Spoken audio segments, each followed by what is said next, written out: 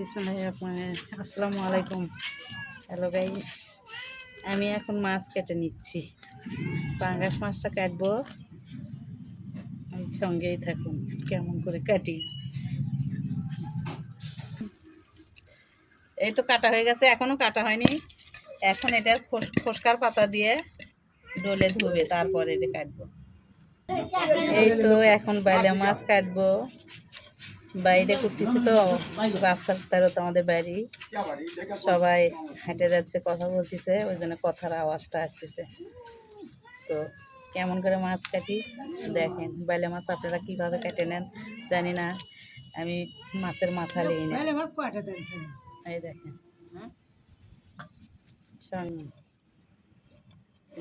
তো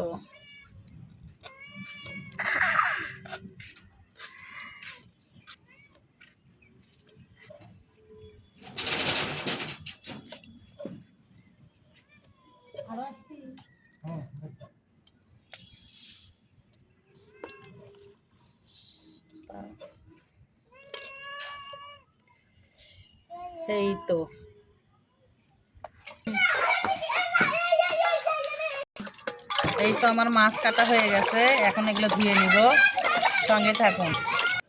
এই তো আমার মাছ ধোয়া হয়ে গেছে, তো দেখালাম, মনে কিছু করেন না। আমার মাছ ধোয়া, মাছ কাটা কেমন হয়েছে অবশ্যই কমেন্ট করে জানাবেন।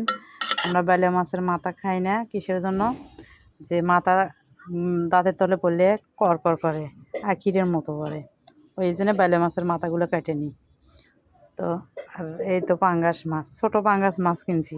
শীতের দিন পাঙ্গাস মাছ খাওয়া যায় না, কিন্তু খাইতে মন গেছে থেকে মানে ছোটো থেকে পাঙ্গাস কিনছি, ওই জন্য অল্প পিস হয়েছে মাছের। তো ভালো থাকবেন, সাপোর্ট করবেন, অবশ্যই দোয়া করেন আমার জন্য, আপনাদের জন্য দোয়া করি। আপনারা সুস্থ থাকেন, ভালো থাকেন। তো আল্লাহ হাফেজ, আসসালামু আলাইকুম।